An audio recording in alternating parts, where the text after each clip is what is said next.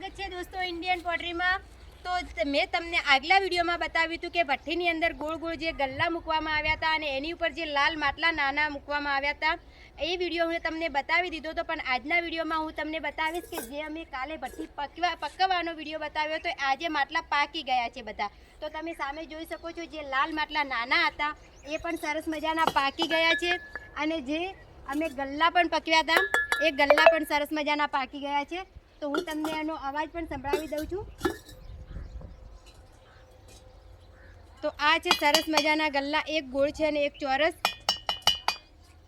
એની અંદર પણ નાની કુલડી પણ હતી। તો આ કુલડીનો કલર પણ તમે જોઈ શકો છો, બહુ સરસ મજાની નાની કુલડી પણ પાકી ગઈ છે। એની અંદર અમે તપેલી પણ પકવી હતી જે સબ્જી બનાવવા માટે આવે છે। તો ચલો એ સબ્જી બનાવવાની તપેલી હું તમને બતાવું છું। આ છે સબ્જી બનાવવાની તપેલી અને આ છે જે પાણી પીવાના માટલા ઉપર ઢાંકવાનું ઢક્કણ આવે છે એ।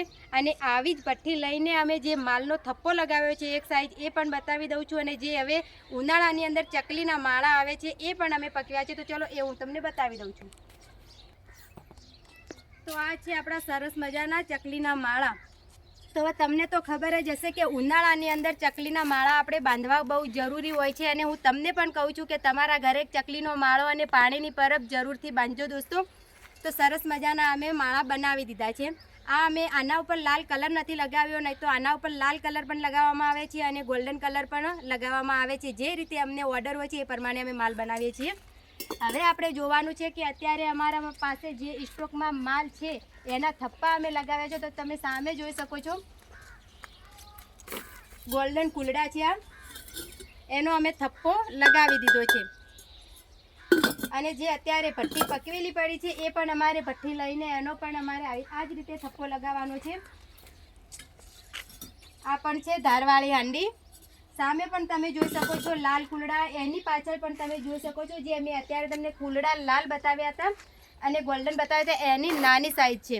અને જે મેં તમને અત્યારે નાના માટલા ગોળ બતાવ્યા હતા એનો પણ થપ્પો આ બાજુ લગાવેલો છે।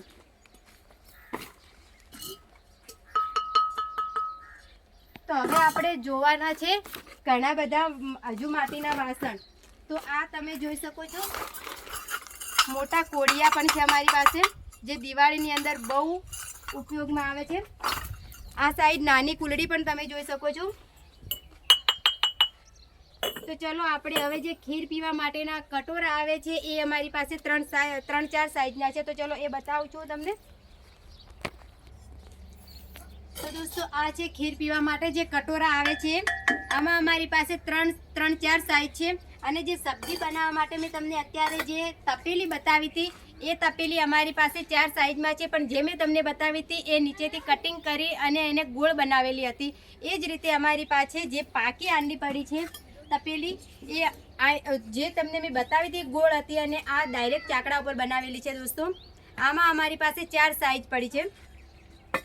અને ઉનાળાની અંદર જે આપણે દહીં જમાવીએ છીએ સ્ટીલની તપેલીમાં જમાવતા છે, પણ એના કરતાં આપણે જો માટીની આવી દહીં પોટ હોય ને એની અંદર દહીં જમાવીએ તો બહુ સ્વાદમાં દહીં જમાય છે અને એનો ટેસ્ટ બહુ સારો આવે છે દોસ્તો। તો ઉનાળાની અંદર તમે આની અંદર એકવાર જરૂરથી ટેસ્ટ કરજો। તો દોસ્તો આજનો વિડીયો તમને કેવો લાગ્યો? જે અમે માટીના હરેક પ્રકારના વાસણ બનાવ્યા હતા એ તમને એમાંથી કઈ વસ્તુ પસંદ આવી છે, તમને કઈ આઈટમ પસંદ આવી છે એ તમે કમેન્ટમાં જણાવવાનું ભૂલતા નહીં દોસ્તો। હવે આપણે ફરી મળીશું એક નવા વિડીયો સાથે।